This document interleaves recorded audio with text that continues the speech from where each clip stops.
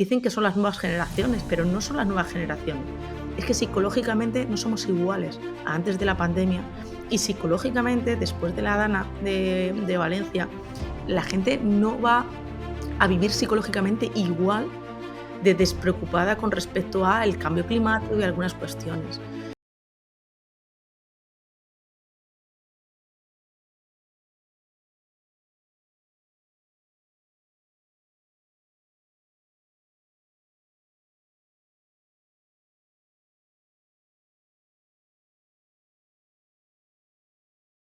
Hola, bienvenidos a un nuevo episodio de Slow Medicine Revolution, el podcast de Slow Medicine Institute. Soy Almudena y hoy me acompaña Beatriz Crespo para hablar sobre su libro Micro y Hábitos. Hola Beatriz, ¿qué tal estás? ¿Qué tal? Encantada de estar aquí con vosotras y con todas las personas que nos escuchen. Para nosotros es un placer también tenerte aquí. Ahora os presento a Beatriz más en profundidad, pero antes os recuerdo que tenéis todas las notas del episodio en slowmedicineinstitute.com/podcast y que podéis seguir a Slow en nuestro Instagram, Slow Medicine Institute, y si le das un like al episodio si te ha gustado, nos ayudas a expandir el mensaje de la medicina Slow. Y como os he comentado, pasamos ya al episodio. Hoy tenemos con nosotros a Beatriz Crespo, que es doctora y además por partida doble. Ahora nos contará cómo es eso. Y también es autora de un libro muy interesante que se llama Micro y Hábitos. Bienvenida Beatriz, tienes una trayectoria espectacular que ya seguiremos hablando de ella. Cuéntanos un poco tu historia y cómo has llegado hasta aquí. Bueno, es una historia larga, cómo he llegado hasta aquí. Yo creo que, por resumirla, he llegado atreviéndome a tener varias profesiones en la misma vida, pero siempre con un mismo hilo conductor, que ha sido la salud y el bienestar de las personas y el cómo podía, pues aunque suene aún así, generar independencia en las personas, especialmente en aquellas que en algún momento tienen algún problema de salud o alguno de sus familiares y no sabe muy bien por dónde tirar. Pues yo creo que esa generar independencia, que surgió cuando empecé a trabajar en el Hospital de Parapléjicos de Toledo, pues ha sido lo que yo creo que me ha ido dando vueltas por diferentes profesiones. Sí. Sí, porque tú de profesión, cuéntanos un poco cómo empiezas, porque estás en el hospital de parapléjicos, cómo llegas a ser doctora por partida doble. Y, yo hice Ciencia de la Actividad Física y el Deporte en la Universidad de Toledo y a mí siempre me ha apasionado un poco todo lo que tenía que ver con el movimiento en personas con patologías. He tenido, no sé, es como que tengo una capacidad de poder valorar a más nivel qué es lo que pasa o qué es lo que no está funcionando de forma pues, normativa o correctamente cuando a lo mejor hay algún tipo de patología o discapacidad que interrumpe ese movimiento, ¿no? Entonces empecé a formarme en temas de discapacidad, en este caso diversidad funcional, paralímpicos, etc. Y bueno, pues al final cogí una beca de investigación en biomecánica en el Hospital Nacional de Parapléjicos de Toledo. Allí estuve 7 años, pero claro, no había ninguna línea de deporte. Entonces investigué en temas de, o por lo menos no al inicio, robótica, exoesqueletos, telemedicina, terapia ocupacional y poco a poco trabajando en un equipo multidisciplinar de médicos, ingenieros, ingenieras, terapeutas, fisios, etc., pues fuimos Sí. desarrollando la línea de deporte. Entonces, de esa primera parte surgió el primer doctorado en alto rendimiento deportivo en paralímpicos, que fue un poco lo que dio lugar también a una estructura de investigación dentro del hospital en temas a más nivel de deporte paralímpico. Y luego continué con un segundo doctorado en medicina, pero para ahondar mucho más temas de neurofisiología, porque digamos que la biomecánica no me daba las respuestas que yo necesitaba. Tuve la suerte en aquel entonces que había uno de los mejores, además, y sigue estando, Juan de los Reyes, uno de los mejores investigadores de base neurofisiológica en el hospital, y Sí. así fui creciendo en esa rama. Bueno, me parece interesantísimo y una gran labor innecesaria, o sea que enhorabuena. Y luego llega la pandemia, ¿no? Y en la pandemia que ahí también llega un cambio, ¿no? Pues mira, yo tuve, digamos que entre el hospital de parapléjicos, luego empecé a dar clase en la universidad, hasta que llegué a la plaza de titular en la Universidad de Castilla-La Mancha, que luego la dejo. Pero en esa parte de dar clase en la universidad, doy clase de acondicionamiento físico, de entrenamiento. Ajá.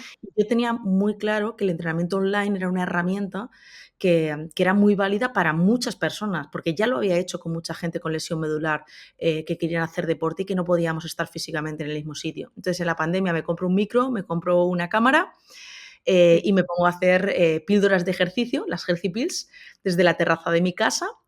Pues en principio empecé a media hora para personas que nunca hubieran hecho deporte y otra media hora después para un poquito más de subida de intensidad, pero claro, yo tampoco pensaba Almudena que iba a durar 68 días, ¿no? Pues estuve 68 días haciendo píldoras y esto saltó de la terraza de mi casa pues a televisión, Telemadrid, todas las teles regionales para personas también mayores y con movilidad reducida. Entonces, al final, lo que fue una iniciativa pues se convirtió en algo más grande, en un proyecto más grande. Claro, porque, el ejercicio en aquella época, si siempre es útil, en aquella época y dentro de casa el poder, hacer ejercicio fue para esas personas, para todos, ¿no? Algo fundamental, o sea, que lógico que se O sea, para mí viralizara. fue uno de los proyectos de mi vida y debo decir que no solamente por la repercusión, sino porque estaba súper alineada con el propósito. Había mucha Claro. gente que mi propósito vital, que había mucha gente que realmente ya no es que no nos pudiéramos mover en ese sentido. Mira, ha salido Sí, el dedo en la no sé pantalla. cómo ha salido eso, pero me parece muy bien. Debe ser que hay más cosas que lo piensan. Pero sí es verdad que ayudamos a mucha gente, y digo ayudamos porque al final no era yo, o sea, yo sola estaba delante, pero conforme más gente se apuntaba, más gente estaba al otro lado en los directos, pues el movimiento crecía muchísimo más y conseguimos llegar a gente de todas las edades. Sigo teniendo un montón de gente muy mayor que sigue viendo las píldoras porque siguen estando en mi canal de YouTube gratuitamente colgadas, así que hay un buen entrenamiento ahí. Qué bien, qué bien. Y luego surge el libro, ¿no? Los micro y hábitos. Mm. ¿De ahí surge o cómo se te ocurre lo A ver, de escribir siempre el siempre libro? había querido siempre había querido escribir, lo típico, ¿no?, que te hacen la lista de lo que quieres hacer y me faltaba la parte del libro. Pero, siempre que leía un libro, a mí lo que siempre me ha gustado es que tuviera una base científica y que realmente me explicase algo más, ¿no? Entonces, por un lado, tenía el concepto de todos los mitos que tenemos en la cabeza de qué es cuidarse o qué significa cuidarse en diferentes ámbitos, ¿vale? No solamente Sí, ejercicio o alimentación, sino en aspectos, pues, por ejemplo, de privacidad, que muchas veces no sabemos cómo usar nuestros datos, cómo etc. sí. Hasta que me cruzo con Ruth Falquina, que es de una agencia que se llama Estado Latente, que hace marketing con inteligencia artificial.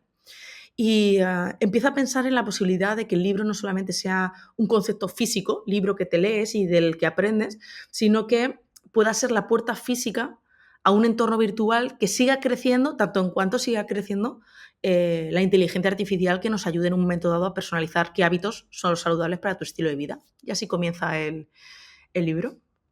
Sí, porque, parte de él lo escribes con la inteligencia artificial y leí, que no sé si será correcto, que inicialmente fue rechazado por el hecho de usar esta inteligencia artificial, ¿puede ser así? Bueno, ¿O te pusieron pegas o algo? sí, el texto lo escribo yo, o sea, el Sí, texto íntegro lo escribo yo, pero las ilustraciones y los avatares que hay detrás de unos códigos QR que hay en las sí, páginas son los que exacto. hace el equipo de Ruth, bueno, Ruth y Ángel en Agencia Latente.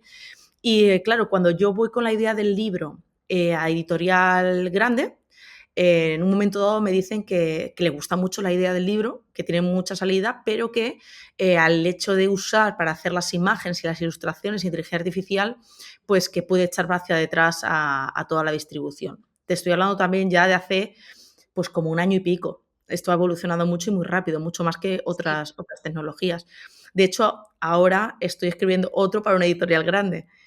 Entonces, Ah, digamos que ahí es un poco echar hacia adelante. Eso en vez de a mí echarme hacia atrás, lo que digo es el momento de publicarlo.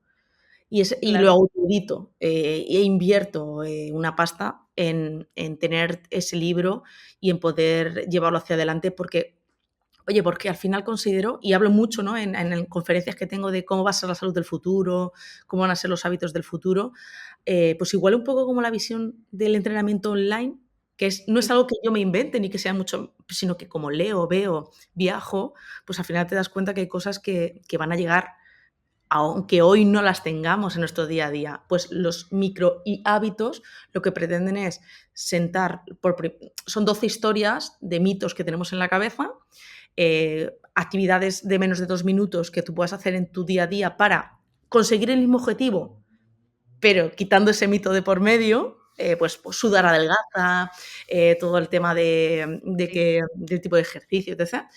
Y lo que hacemos es trasladarlo bueno, pues a un futuro, a gente virtual que tú a lo mejor a Almudena le escribes y dices, mira, me gustaría hacer esto y te dice, te hace una serie de preguntas y recomendaciones, etc.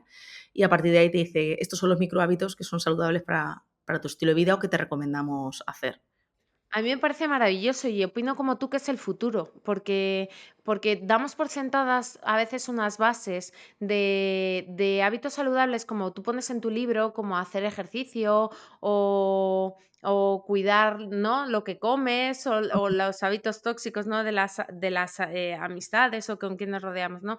Y lo pones de una forma muy sencilla, ¿no? El aprender a decir no. Son cosas que podemos ver de una forma muy fácil, pero que realmente tienen un impacto en nuestro día a día. Entonces, a mí me gusta mucho porque sintetizas de una forma muy clara y a quien nos esté oyendo y no lo haya leído todavía, se lo recomiendo porque es un libro que de una forma muy sencilla y puedes leer un capítulo cada noche, es muy ligero también porque se lee muy fácil y como tú dices, con base científica, que establece unos hábitos saludables que vamos a dar todos los sanitarios en consulta, esas claves a las personas, ¿no? Pues si hay una forma fácil de comenzarlo, ¿no? Porque a veces lo difícil, como tú dices, es comenzar. Totalmente. Y mira, has dicho lo de sanitarios. Claro, al final los microhábitos no surgen de yo pienso y lo pongo. Yo dirijo una empresa de hace 14 años que se llama Freedom and Flow, donde desarrollamos un pasaporte digital de hábitos saludables junto a profesionales sanitarios. Esto Sí. básicamente es una experiencia de coaching digital en el que la persona se autoevalúa y puede recibir ese pasaporte digital de hábitos saludables. Actualmente, esa herramienta se está dispensando a través de empresas, de departamentos de recursos humanos a los trabajadores, etc. Pero se inició en el ámbito hospitalario. Lo que pasa es que cuando en el año 2022 yo me voy a Stanford, a uno de los laboratorios de genética más importantes del mundo, donde se cruza información de nuestra genética con nuestra información de los wearables que podemos llevar puestos, o sea, esa Ah, información de data que podemos generar, frecuencias cardíacas, sí. pulsosímetros, etc. Cuando se cruza esa información, somos capaces en un momento dado de predecir que si genéticamente tienes una predisposición X a tener una enfermedad, imagínate una diabetes tipo 2, Sí. pero si haces este tipo de ejercicio, comes esta parte y tal, pudieras evitar que se expresara, o sea, tus genes están ahí, pero pudiera en un momento dado reducir, más que evitar, voy a corregir esa parte, reducir la probabilidad de que se exprese la enfermedad y que sea sintomática en ese sentido. Pues a partir de preguntarle en el año 2022, sé que esto ha evolucionado, pero Fíjate oye, en 2 años. sí, ¿y esto lo estás poniendo en el hospital de enfrente? Y me decía, Michael Snyder, que se llama, me decía, no, todavía no, porque esto no, hay muchos intereses todavía que no interesa esa parte preventiva. Entonces yo dije, bueno, pues espérate todavía, echa un poco para atrás en temas de medicina, pero yo creo que es una de las herramientas que va a ser el futuro de la medicina de atención primaria, porque al final eh, prescribir andar Sí, y nadar está muy bien, es sí. un recurso que he discutido mucho y he debatido con compañeros de medicina, pero que al final tienen razón en el punto, oye, es lo que puedo recomendar si que me vuelvan lesionados, o sea, y lo entendí con esa respuesta, después de debatir mucho, pero yo creo que ya estamos en disposición y tenemos herramientas suficientes como para prescribir desde el ámbito sanitario hábitos de forma personalizada y a golpe de clic, o sea, fácil. Sí, porque el futuro yo creo que es lo que tú dices, será genético y ver la tendencia que tenemos cada uno y lo que tenemos que potenciar, ¿no? Pero siempre hay unos hábitos generales que tú hablas de ellos en el libro que nos vienen bien a todos y nos vienen bien para comenzar. ¿Cuál de todos? Creo que me imagino la respuesta, pero ¿cuál de todos sería el que recomendarías para empezar? Si solo tienen que empezar por uno, mira que lo simplificas mucho, pero si Pues solo tienen que empezar por Me han uno. hecho me han hecho esta pregunta varias veces y, siempre me salta, o sea, en la cabeza mía, pues me salta la parte de alimentación, la parte de ejercicio, pero hay uno que yo creo que que es vital, porque antes de llegar a querer cuidarte, tienes que quererte, ¿vale?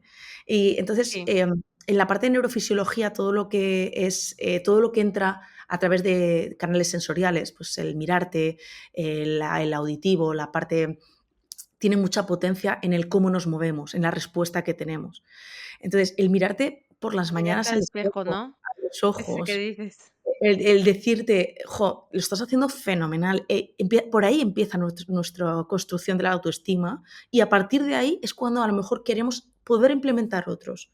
Pero lo importante es eso, el conseguir ese primer pilar de querer quererse, ¿no? En ese sentido.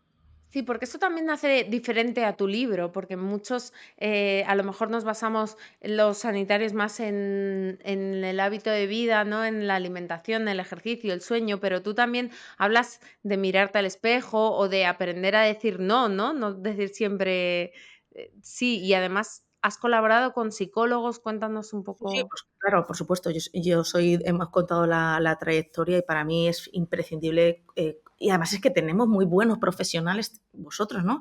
En diferentes ámbitos. Es decir, que no hace falta acaparar como profesional todo el conocimiento cuando puedes colaborar con gente tan brillante. En mi caso, Javier García Pereda, que es nutricionista, tecnólogo alimentario, y con Nuria Codoni, que es psicóloga, que yo he probado en sus propias carnes ambas 2 formas de trabajar.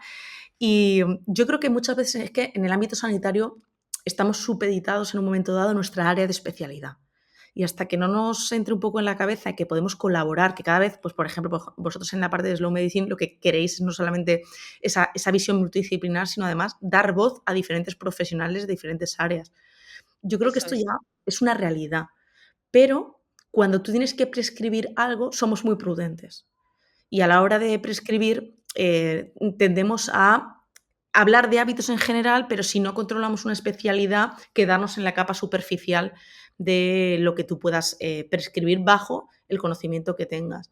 Entonces, yo creo que lo potente del libro, este presente y el que futuro saldrá, es la posibilidad de profundizar con ayuda pues de muchos profesionales que al final piensan en cuántos años llevas prescribiendo cosas, un montón, pues cuáles son los 10 microhábitos o los 5 o los 3 que tú crees que más pueden ayudar. Pues un poco lo que me has hecho tú conmigo ahora mismo, ¿cuál es el primero?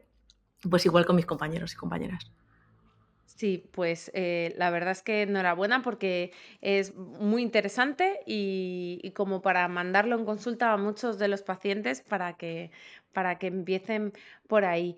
Em, claro, porque para explicarle un poco a la gente que nos está escuchando, porque dirá, ¿por qué no empiezo ya con el hábito? ¿No? Siempre cuando queremos empezar con todo, ¿no? Me apunto al gimnasio y voy todos los días y luego es muy fácil desinflarnos, ¿no? ¿Cuál es la ciencia que hay detrás de todo esto?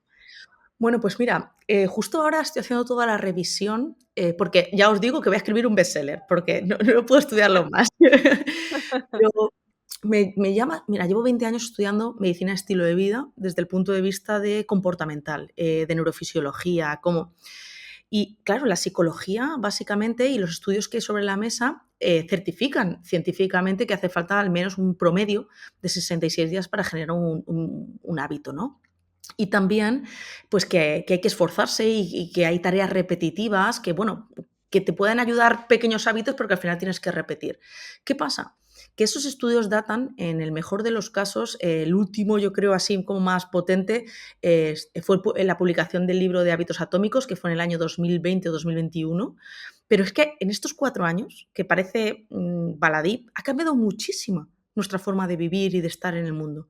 Ya no tenemos un lunes igual que un martes o que un miércoles, incluso en las mismas horas pasan cosas alrededor. Lo tenemos en el ejemplo de las catástrofes naturales que estamos viviendo, la parte de la pandemia, es decir, de pronto pasan cosas que no solamente te cambian físicamente, si además estás directamente implicado, Sí. sino que psicológicamente nos cambia para siempre. Y además a pasos agigantados. Es la época en la que las personas más queremos cuidarnos, más está buscando la forma de cuidar de nuestro bienestar y más decisiones estamos tomando, por ejemplo, en las formas de trabajar. Dicen que son las nuevas generaciones, pero no son las nuevas generaciones. es que psicológicamente no somos iguales a antes de la pandemia y psicológicamente, después de la Dana de Valencia, la gente no va a vivir psicológicamente igual de despreocupada con respecto al cambio Sí, climático y algunas cuestiones. Entonces, básicamente, todo esto hace que se acelere la incorporación de hábitos en tu día a día de forma consciente, lo cual me parece un paso. Y luego que hay que tener en cuenta que emocionalmente empezamos a vivir una nueva etapa de apertura hacia el no puedo repetir. Es decir, si me dices que este hábito me va a costar 66 días, ya te digo 2 meses y medio que no voy a hacerlo, ni siquiera 21 días, como decía el sí, marketing. eso te iba a decir, porque el hábito siempre se había dicho que eran 3 semanas, ¿no? 21 días, pero son Bueno, más. marketing no se puede permitir venderte algo en 2 meses y medio, ¿sabes? Pero eso es otro mito, por ejemplo. Pero yo te diría, es que ya lo puedes cambiar incluso en bloques de 2 minutos, de menos de 2 minutos, que es un poco, un poco el tiempo que se tarda en llevar a cabo un cambio comportamental. Pues lo que te he dicho, mirarte al espejo, atar los cordones. Yo me acuerdo cuando éramos pequeños y pequeñas, me daba los cordones a las zapatillas nuevas y me creía capaz de saltar y correr mucho más rápido. Pues ese creerme que puedo hacerlo es lo que más potencia tiene para que tú sigas haciendo algo. Y en eso se basa, por ejemplo, teorías del pequeño empujón, que es de Richard Taylor, que es premio Nobel en economía conductual. O sea, se habla mucho de las ganancias marginales de unos por ciento, de que tú, si vas ganando unos por ciento, al final consigues tener un cambio mucho más grande en tu día a día. Pequeños Claro. cambios que tienen un poder enorme si vas decidiéndolos tomar de uno en uno. Me imagino que habrás tenido mucho feedback de lectores, ¿no? Que te hayan dado las gracias por tu aportación y por cómo has cambiado su vida. Y se tiene un poco de todo. Créeme que cuando tú te expones tus trabajos públicamente, pues he tenido desde gente que ha echado abajo el libro o en redes pues por el uso de la IA para hacer las ilustraciones, y he tenido personas que, pues, no sé, que a lo mejor te publican y dicen: "Bueno, es que como estás escribiendo te crees moderna y no". Y luego sí que he Sí, tenido la gran cantidad de personas sí, que de forma fácil dicen: "Jo, gracias", porque el libro a lo mejor no me da la respuesta a todo lo que necesito, pero sí es el primer paso para entender que me puedo querer y me puedo cuidar con cositas muy pequeñas. Y la verdad que estoy contenta, porque es que opiniones tiene que haber de absolutamente todo. sí. Y luego me gusta, porque yo soy una persona que encajo muy bien la crítica constructiva, muy bien. Mm. Y me gusta preguntarle a mi gente y a las personas que están cercanas, y cómo puedo mejorar, qué cosas se pueden acercar más y mejor. Y cuando tú pides una opinión honesta de otra persona, Sí. ya sales del, no, bien, todo muy bien, todo tal, al, oye, pues yo creo, me dijo una de mis mejores amigas, me dice: "Mira, vea, ahora mismo los códigos QR no valen para nada, porque me relatan lo que es la historia, pero a Sí. mí lo que me gustaría es que eso ya me estuviera dando la parte del chat conversacional". Y le dije: "Mei, esto va poco a poco, cuidado". Claro. Pero ya es un paso insertar esos códigos QR y que toda la gente que hoy haga la inversión pueda ir recibiendo mejoras detrás de ese libro. Es decir, que ese libro no se quede guardado en una estantería, sino que sea la puerta física a un mundo virtual que ya te digo, yo creo que lo estamos ejemplificando, que está creciendo y está evolucionando muy rápidamente. Pues ya tengo o sea, esto salió en mayo, ya tengo la base del chat conversacional y en breves estará operativo. Entonces, bueno, pues que van cambiando, pero para que veas en un momento dado que al final evolucionamos y crecemos gracias a la visión de las personas que tenemos alrededor. Totalmente de acuerdo. Y además es la gente que piensa diferente la que cambia las cosas. Si no seguiríamos haciendo lo A mí me mismo. aceleró. A mí cuando Mm, yo recibí, o sea, sé que hay mucha gente que sí le sirve, pero a mí cuando una de mis mejores amigas me lo dijo de una forma tan explícita, me aceleró. O sea, fue como en plan de, no es que me acelerara mal, al revés. Oye, el chat conversacional tiene que aportar valor, tiene que estar detrás, entonces te pica a seguir aportando valor, porque al final lo que tú le pidas es cómo puedo ayudarte, a lo mejor no directamente a ti, pero ayudar a alguien que tú creas que va a coger el libro. vea, tienes que dar el siguiente salto, ir ya por la parte conversacional. Fenomenal, nos ponemos a trabajar en ello, que ya estamos en ello, pero es que sabes que lanzar cosas de ámbito de sanidad, de salud y bienestar no es tan fácil como... tiene que tener una serie de criterios y pasar una serie de filtros y yo realmente, hasta que no esté realmente segura de que la prescripción que va a haber detrás, aunque sean de hábitos de bienestar, ¿vale? No sanitaria, no sea correcta y que la IA no se va a poner a inventarse o a alucinarse, como dicen en términos más Sí, las técnicos, alucinaciones de la IA, ¿no? Que tiene que sí, responder siempre algo. pues prefiero ir ágil, no lenta ni rápida, sino ágil. Y hablando de las ilustraciones, como las has mencionado, son todas generadas por IA, como has dicho, pero son todas muy, no sé cómo le disteis las instrucciones o qué tipo de IA utilizasteis, si nos lo Claro, puedes contar, tú que dices, no será fácil porque están no, como, parecen de un ilustrador, no, ¿no? Es lo primero que es. mal editadas. O sea, me refiero, cuando tú dices que hay IA Sí, detrás, lo que significa es que cuando tú metes una serie de prompt, que es la conversación que tú tienes con la máquina para que claro, te vaya generando partes de las ilustraciones, la máquina te da ideas. Y aquí está el trabajo de Ruth sí, y de Ángel en estado latente, que se han usado para cada imagen, pues me decían más de 25 prompts, se han editado con diferentes programas, se han usado. Y luego queríamos que fuera un tono de humor irónico, sí. que Eso eso te es iba a muy decir. difícil que lo entienda Y la un poco máquina. de cómic, ¿no? Eso Con es, una estética que así tuviera de cómic. un tono, de humor, ilustrativo, o sea, tiene una base de trabajo de marketing detrás muy grande, que porque al final el nombre comercial es la parte de IA, y evidentemente se ha usado IA detrás, pero tiene mucha edición detrás. Es decir, tiene mucho trabajo, ha costado mucho llegar a esas ilustraciones y seguramente a lo mejor ahora, 6 meses más tarde, tú llegas y rápido se van generando, que no es así, ya te digo que no es tan fácil, No. pero va evolucionando. Entonces, desde que se utiliza estas tecnologías para lanzar el libro hasta que seguramente dentro de un año tengamos otras, pues es posible que a lo mejor incluso la IA ya coja tono, pero en este caso darle un tono irónico, pero gracioso, quitar, por ejemplo, sesgos de Sí, ilustración, porque ves que en las ilustraciones aparecen mujeres y hombres de todas las clases y además en dibujo, en formato de dibujo, no son caras sí. naturales. Entonces, tienes que quitarle sesgos. Y eso es, venga a base de prompt y necesito esto y necesito que me hagas esto. Y entonces se va montando la imagen en base a imágenes más pequeñas. O sea, tiene un currazo. Que tiene mucho trabajo, no es directamente que meterle el texto y a ver qué sale. Sí. Eso es. Y hablando de los micro y hábitos, sí que te quiero preguntar, como además nos has contado que es lo tuyo, ¿no? Por lo que empiezas, porque lo tuyo son muchas cosas, por lo que empiezas el deporte, ¿qué consejo, qué le dirías a una persona que no hace nada de deporte?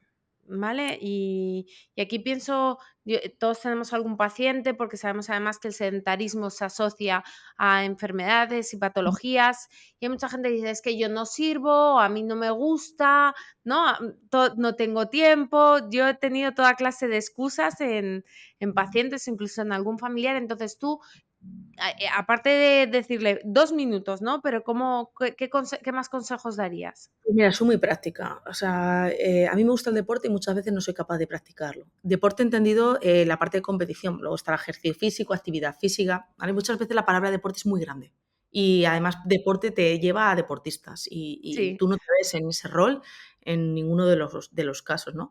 Pero, por ejemplo, todo lo que es el uso de más mecánica y menos cosas automatizadas, esto vea, por ejemplo, claro, subir las escaleras muchas veces es un reto, pues bájalas. Porque a la hora de bajar las escaleras, tu cuerpo tiene que equilibrarse porque si no te caes por las escaleras.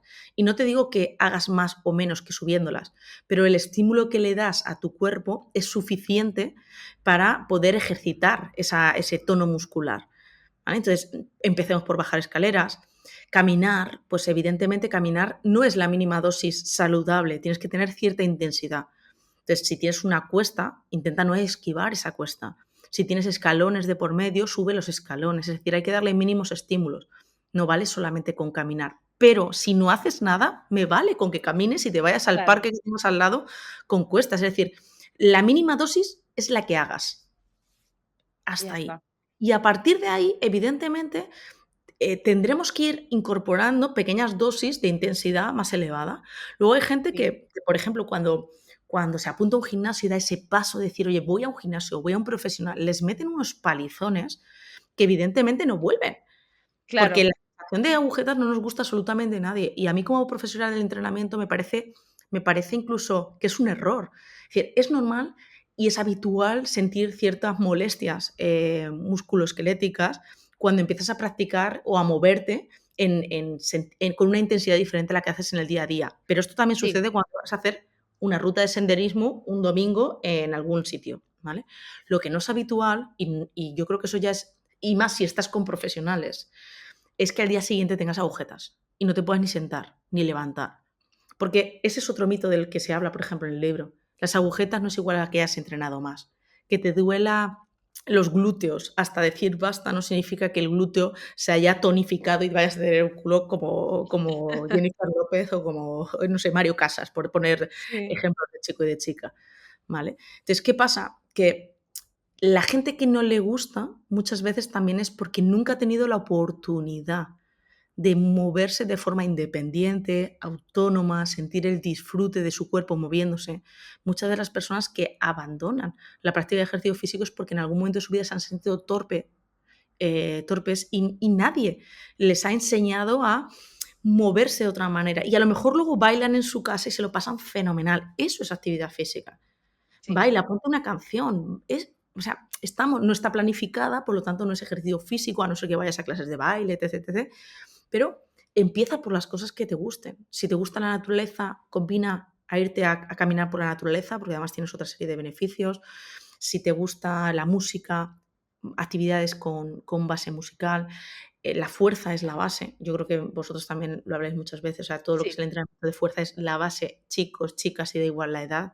Ya está demostrado que mantener un buen tono muscular es nuestra tarjeta de Nuestro crédito seguro de la de salud. vida. Sí, Sí. sí, sí, Entonces, bueno, hay sí. que mantenerlo. Ujú. Sí, incluso hay gente que hace ejercicio, pero no hace el adecuado, como tú estás diciendo. O sea, porque tenemos a la gente que no hace ejercicio y también tenemos gente que hace ejercicio, pero que a lo mejor lo hace de muy bajita intensidad, ¿no? Que te dicen gente joven, no, pues yo camino un poco y dices, no, pero es que así no vas a ejercitar y estimular la formación de músculo, hay que hacer Hay más. que enseñarle, o sea, hay que enseñarles la intensidad. Y la intensidad es un reto y es un desafío porque todo el mundo se lanza mensajes de alta intensidad, se pone súper de moda todo lo que es fuerte, tal. No, mira, es que la intensidad es otra cosa. La intensidad es que te escuches tu corazón latir y no te asustes porque tu corazón esté latiendo. No es una taquicardia. La intensidad es que en un momento dado te pongas a lo mejor el reto de subir un par de pisos y que al principio te sofoques un poquito, pero a la larga vayas haciéndote amigo de ese sofoco que dirá la gente, bueno, pues es que, ¿cómo me va a gustar sofocar? No es que te guste, no es el sofoco, sino la sensación de que tú manejas tu cuerpo y que eres capaz de llevarla a una intensidad un poquito mayor cuando tú quieras. Esa sensación de disfrute del cuerpo es la que yo creo que hay que educar a la hora de enfrentarse y, por supuesto, esos pequeños retos, ¿no? A nadie le gusta ir a perder el autobús, salir corriendo y que no llegues porque es que no puedes más. A nadie le gusta la sensación de sentirse enfermo en cama y sin ningún tipo de fuerza para moverte y con dolor de estómago. O sea, para mí muchas veces el hábito no es tanto lo que vayas a hacer, sino el cómo te quieres sentir en tu vida. Y nadie se quiere sentir enfermo. No, no, pero vivimos en una sociedad que a veces predica todo lo contrario de lo que tú estás diciendo, ¿no? O sea, la comodidad, vivimos con muchas comodidades, a veces no nos movemos, no, y eso nos lleva a una enfermedad a veces sin darnos cuenta. Entonces, este tipo de consejos y de ir adquiriendo hábitos poco a poco tienen un gran impacto, como tú has dicho al principio, en la salud. Por eso son tan importantes. O sea, que es una labor muy, muy buena la de ayudar a la gente en cualquier situación a que pueda mejorar. Luego también nos hablas de alimentación en tu libro, ¿no? El ejercicio y la alimentación, entonces, aquí, ¿qué microhábitos recomendarías a la hora de la alimentación a personas que nos estén escuchando. Yo te voy a decir algunos que no están en el libro, ¿vale? Pero que hablando el otro día Muy bien. Con Javier García Pereda, que es Sí. @entreno invisible, para quien quiera seguir también algún consejo, me decía, yo ¿Cómo? le decía, ¿Cómo como, se...? @entreno invisible. Ah, vale. Le decía, Javi, yo, claro, a mí me gusta comer saludable, no siempre puedo, pero también es verdad que por tiempo he aprendido a que quizá en la semana laboral como pues legumbre y yo compro mucha legumbre toda la semana porque me da mucha energía, la combino con Sí, vegetales y tal, pero no siempre al sabor, pues me gustaría cambiar. Y él me decía que había muchas salsas de origen asiático, pues sí, tipo la soja, tipo me decía otra que no me acuerdo cuál es ahora mismo, que luego si quieres te la paso para que la podéis poner en las notas del capítulo, que básicamente te daban otro sabor diferente al mismo tipo de alimento y que en la comida asiática, o por ejemplo la parte de la salsa, no la salsa agridulce del pollo, cerdo agridulce, ¿sabes? Pero sí, hay como salsas que en ese sentido, como la soja baja en sal, no la soja, mm, que te ayudan a que al paladar la comida sepa mucho mejor, aunque siga siendo una comida más baja en pues cuestiones de sal, cuestiones de azúcar, que ya sabes que siempre son mucho más palatables. Y la verdad, me pareció un consejo bastante bueno, lo estoy llevando a cabo y, y oye, pues la verdad que sí, que sí. parece que estoy comiendo cosas diferentes, aunque la base sea la misma. Claro, sí, la forma de preparar la comida influye mucho y tenemos a veces asociado eso que dices tú, las comidas más palatables que están llenas de azúcar y no son nada saludables, con comida como más sabrosa y no es para nada es así, que es cuestión de saber cocinar las comidas y las verduras y ahora que tenemos y además tenemos en el otoño verduras, setas, que es una maravilla para poder cocinar y hacer comidas muy sanas. Te digo. Bueno, y de temporada, evidentemente, eso yo creo que siempre, creo que lo pongo también esa parte en el libro. O sea, Sí, lo pones. para mí, Sí, por ejemplo, incluso uniéndolo con la tecnología, hay aplicaciones como el Too Good To Go, que son compañeros que empezaron a emprender hace mucho tiempo y sí. lo que hacen es, para quien no lo conozca, básicamente es una aplicación que ayuda a coger comida para que no se desperdicie en los establecimientos y que tienes que dar con el establecimiento y tienes que dar, o sea, tampoco todo es oro lo que reluce en lo que tú te puedas llevar en un establecimiento, pero yo, por ejemplo, tengo 2 o 3, vivo en Bilbao y tengo 2 o 3 de fruta y verdura que la verdad, a precio de, creo que las cestas son 2,99 o 3,99. Imagínate que eso es ciencia ficción ya en temas de fruta. Me Sí, llevo fruta de temporada y entre ellas, pues, por ejemplo, ahora decías lo de las setas y lo primero que se me ha venido a la cabeza es que tengo diferente variedad de setas, porque cogiendo este tipo de cestas me dan, pues, 3 de una, 2 de otra, ¿no? Y lo echas todo luego con garbanzos y lo pones y ya está, ¿no? está buenísimo.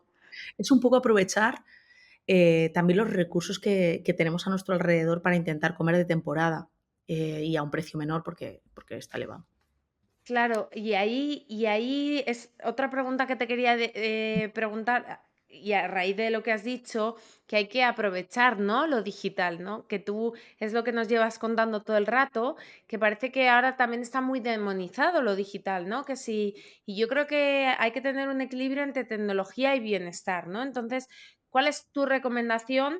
¿Cómo podemos beneficiarnos de la tecnología sin sacrificar nuestra salud mental y física con la adicción a las pantallas o a las redes sociales? Pues mira, yo te diría que hay un microhábito que yo me aplico directamente, porque muchas de las cosas, o sea, cada uno tenemos los microhábitos que nos bien sientan bien. Yo te digo el que a mí me sienta bien y además como tienen la capacidad de ser expansivos, porque si yo te lo cuento a Sí, ti, se lo contamos al resto, la gente lo pone en marcha, es fácil, pues si va contigo, va con tu estilo de vida, pues seguramente se te fijará y se lo dirás a otra persona, que es exacto. el cortar el scroll. Cuando yo me veo, ¿sabes? Y me hago consciente de que llevo 10 minutos haciendo scroll, da igual en qué dirección, porque ya los scrolls son infinitos, automáticamente corto. Ni uno más, ¿sabes? Ni un toque más. Porque al final ya sé que estoy en un proceso de adicción en el Sí, que, y es que al final está hecha la tecnología para que tú pases mucho tiempo en cada red social. Entonces, en el momento que yo digo, ya he hecho scroll, de pronto digo, jo, llevo 10, 15, 20, es que se te pasa la noción del tiempo pasando el sí, scroll, pero en el momento que me hago consciente, es que no me permito ni uno más. Corto, quito el móvil y corto. Entonces, si sirve para la gente que nos esté viendo, cuando realmente os veáis en un momento dado haciendo scroll y no sepáis ni siquiera cuánto tiempo lleváis, cortar. Radical porque al final es una buena forma de cuidarnos y de coger el control de nuevo de lo que tú quieres y para lo que quieres invertir tu tiempo. Totalmente, totalmente. Y de eso hablas en tu libro Mm, y desde aquí, aunque nuestros oyentes estoy segura de que más lectores que estar en redes sociales, pero pasa muy fácilmente y es muy fácil cortarlo y teniendo un buen libro a mano, por ejemplo, yo ahora ya siempre es como que cojo el móvil y cojo un libro. Entonces es como que al final tienes algo muy interesante también al lado y dedicarle tiempo, ¿no? Y dedicarle tiempo también a las personas, que de eso hablas mucho en tu libro también, de las relaciones sociales que son claves, sin duda, para una buena salud.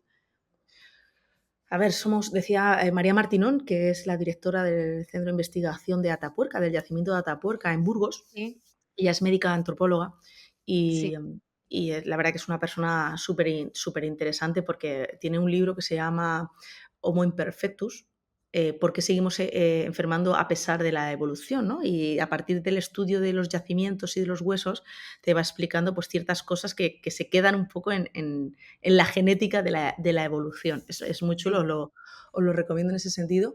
Y hablando con ella, pues al final te explicaba que somos seres sociales, que realmente somos un seres de comunidad. Y la forma de relacionarnos y la forma. De hecho, ayer mismo, otro compañero en un evento en el que estuve me decía: la enfermedad del futuro es la soledad. Decía, sí y no. Creo que la enfermedad del presente es la soledad.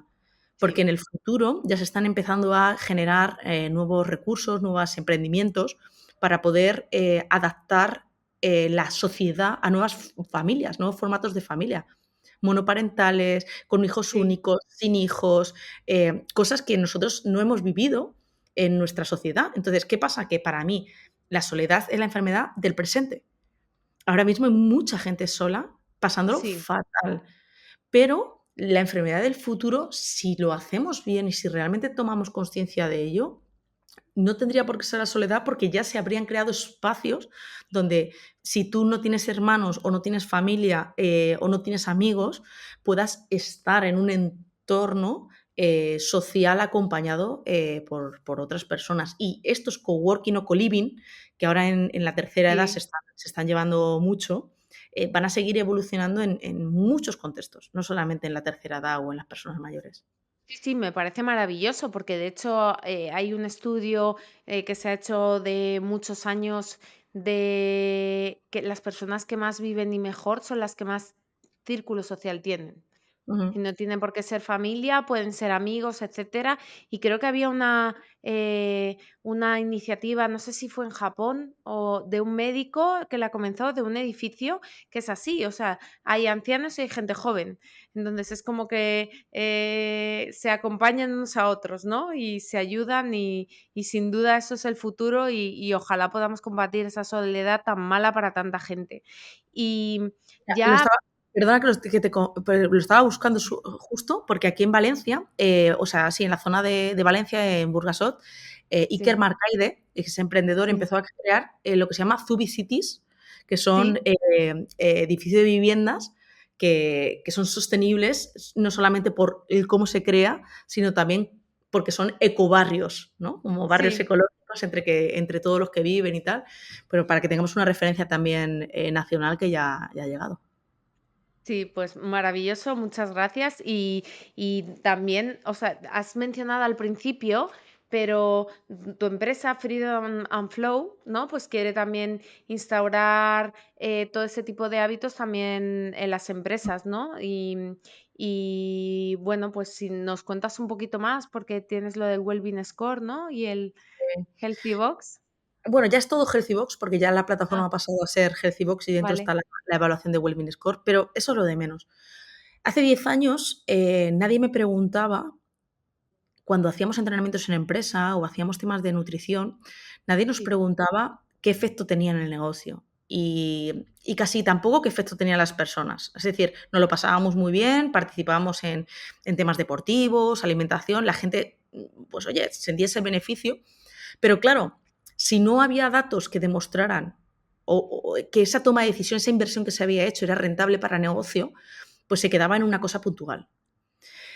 Durante estos últimos 10 años hemos ido desarrollando esos modelos de datos, entre ellos, por ejemplo, el del Wellbeing Score, que es el del pasaporte digital de hábitos saludables, en el que podamos obtener datos que ayuden al Departamento de Recursos Humanos a demostrar o a lo mejor tomar mejores decisiones o de forma más personalizada hacia dónde dirigen la inversión en personas. Entonces, actualmente esa Sí, parte de Wellbeing Analytics, People Analytics, adaptado a o focalizado en talento, bienestar y diversidad, claro, porque esto va creciendo, ¿vale? Em, Al final lo que hace es ayudar a recursos humanos a tomar decisiones, como integrando datos que ya tienen para poder obtener el valor de esos datos. Por ejemplo, en temas de diversidad hay ley que dice, oye, debe haber una cuota de equidad entre hombres y mujeres en alta dirección, pero quizá no hay tantas mujeres que quieran ascender a alta dirección. sí, ¿Por qué no? O sea, ¿qué claro, está pasando? Porque muchas cosas pueden que ser, pero hay mucha gente que no quiere ascender. Entonces, hay como ciertas preguntas en el éticas también en cuanto a, por ejemplo, temas de diversidad generacional, las diferencias entre lo que necesitan y lo que quieren para trabajar, generaciones o diferentes generaciones que conviven en una misma empresa, que, que estamos consiguiendo pues, visibilizar a través de los datos. Es decir, el, que una política, por ejemplo, como son las licencias y los permisos de libre disposición para, oye, para que sí, puedas ir al entierro de un familiar, sí, a un ingreso de otro familiar, tal. ¿Qué pasa con las personas que no tienen hijos, que no están casadas y que tu mayor pilar, imagínate, es un mejor amigo o una mejor amiga que vive a 300 kilómetros de ti? Y le pasa algo. ¿A quién le pides ese permiso? Porque la ley ahora mismo no regula permisos que no sean de consanguinidad directa. Pues gracias a los datos, a este modelo de datos, estamos consiguiendo visibilizar situaciones o nuevas realidades, como las que hemos hablado antes de las familias, etc., sí. que todo el mundo intuimos, todo el mundo sabe que existen, pero no hay datos que te digan, oye, recursos humanos, tienes estos datos que te lo puedes llevar a comité y decir, señores, señoras, tenemos un 40% de personas que no están casadas y con hijos y no tenemos ningún permiso ni licencia orientado a mejorar la conciliación de estas personas. Lo más probable es que si tienen un problema de conciliación, abandonen la empresa, que es lo que está pasando. Rotaciones voluntarias de personas que al no poder conciliar su vida personal con su labor profesional, pues abandonan voluntariamente la empresa generando un coste muy alto en la organización. Entonces, fíjate cómo hemos pasado, imagínate, desde que hacía entrenamientos en las empresas hace 10 años, de regalando los datos, porque yo compraba dispositivos que medían el estrés, hacíamos mediciones in situ de bioimpedancia, que es todo lo que Ujú. es, para quien no lo sepa, no solamente peso corporal, sino cómo se distribuye masa muscular, agua, etc. Prensión manual, es decir, cómo hemos ido pasando de medir gratis, o sea, a mí me contrataban para otras cosas, a que la medición y los datos sea ahora, a día de hoy, el negocio principal de Freedom and Flow, y el Wellbeing Analytics, pues te voy a decir que se está empezando a poner de moda después de 10 años, ¿no? Pero, oye, gracias, porque gracias a eso yo sigo aquí, mi empresa sigue creciendo y el equipo está súper ilusionado porque los datos suenan muy fríos, pero cuando tú con esos datos obtienes respuestas a cosas que pasan en el día a día y además ves cómo las empresas empiezan a invertir y la gente se ve respaldada, dices, jo, pues estoy generando salud y bienestar a través, es un poco, yo le digo como un poco Robin Hood, ¿no? Coger el Sí. dinero y redireccionarlo hacia los que lo necesitan. Pues es un poco la labor. Y claro, es que al final soy científica de base, Almudena. A mí ver datos me encanta, pero ver datos que sean aplicables a personas, eso me alucina. Y si eso puede generar un cambio, pues es mi motorcito que me lleva 10 años en empresas, porque si no, como siempre digo, mi propósito no es convencer a comités de que las personas valemos, pero mi propósito sí es que el dinero que el comité tiene el poder de derivar, sí vaya hacia la mejora de la calidad de vida de las personas en general. Bueno, Beatriz, me encanta escucharte y me encanta lo visionaria que eres porque está claro y además es que haces de todo. O sea que, pero con un nexo en común que veo, que es el mejorar la vida de las personas que te rodean. Entonces, bueno, pues me parece admirable y gracias por compartirlo con todos nosotros. Y ya vamos finalizando por motivos de tiempo nuestra entrevista, porque me quedo con muchas cosas con ganas de preguntarte, pero me gustaría que nos contaras a todas las personas que están escuchando dónde te pueden encontrar ahora, seguir en las redes, seguir lo que estás haciendo, todas estas cosas tan interesantes. Pues mira, tengo la página web beatrizcresporruiz.com, que son mi nombre y apellidos, que yo creo que ahí está pues, un poco todo lo que voy haciendo y está todo compilado. En la red profesional, en LinkedIn, igual, con mi nombre, Beatriz Crespo Ruiz. Y luego, Sí, pues si las personas que quieran microhábitos, que es donde subo vídeos, es en Instagram, que mi Instagram es B Crespo Ruiz. Como ves, todo, o el canal de YouTube, que todo tiene la misma secuencia, está fácil de encontrar. fenomenal, fenomenal. Y Beatriz, antes de acabar, pues sí que me gustaría que nos des como un resumen de 3 consejos, 3 pautas clave, 3 recomendaciones. Vale, pues el primero, yo creo que voy a hacer un poco recopilatorio de lo que hemos hablado, ¿no? Fenomenal. Para empezar a cuidarte, lo más importante es empezar a quererte, ¿vale? Entonces, yo creo que el primer paso por el que yo daría algo de energía de la que tenga es empezar a cuidar de mi autoestima.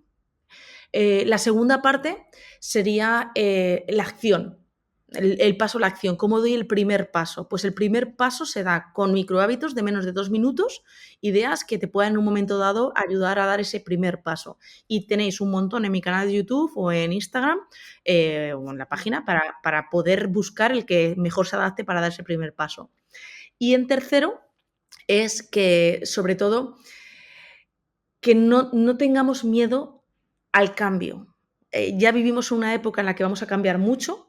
La mayoría de la gente mayor de 25 años no estamos acostumbrados a que o no hemos sido educados a cambios tan rápidos y eso te puede generar mucho miedo. Pero lo que viene por delante en temas de autocuidado e inteligencia artificial no da miedo, al revés. Nos va a permitir ya no solamente vivir más años, que eso ya lo estamos consiguiendo, sino con mejor calidad de vida. Por lo tanto, cuando antes abracemos tecnologías preventivas y predictivas que nos ayuden a mejorar nuestro estilo de vida, antes llegarán esas mejoras a la ciudadanía a pie de calle. Entonces serían un poco los 3 bloques. Me encanta, me encanta. Y ahora sí, para acabar, ¿qué película nos recomendarías y un lema para la vida? Bueno, un lema para la vida. Mira, no sé si es para la vida o no, pero Marisa Meyer, que era ex CEO de Yahoo, decía que siempre había hecho algo para lo que no se había sentido preparada y que eso le había ayudado a crecer. Entonces yo creo que viene muy al pie, ¿no? de esta entrevista. Y en cuanto a películas, pues la verdad, si te soy sincera, no lo había pensado, porque había pensado en un libro que me gusta mucho, se llama de Luis Sí, no, Castellano. libro también, libro también. Me gusta mucho La ciencia del lenguaje positivo de Luis Castellanos, porque también te Vale. da muchos microhábitos de temas de lenguaje en positivo y a mí me parece que el lenguaje y la tecnología apunta de nuestro cerebro. Así nos hablemos, así pensamos. O así nos escuchemos, ¿no? Como hemos hablado antes de Sí. esa parte. Entonces, lo complementaría con lo que hemos dicho de la parte de autoestima. Bueno, pues un auténtico placer, Beatriz, escucharte. Muchísimas gracias por tu tiempo, por todos los consejos, por la labor que haces, por ayudar a tantísima gente y de verdad que muy inspiracional. O sea que gracias por estar aquí con nosotros. Un placer, muchísimas gracias por la invitación. Y os recordamos a todos los que nos escucháis que las notas del episodio están en slowmedicineinstitute.com/podcast y que podéis ver el trabajo de Beatriz. Os lo dejaremos todo lo que ella nos ha dicho por escrito también. Muchas gracias por escucharnos.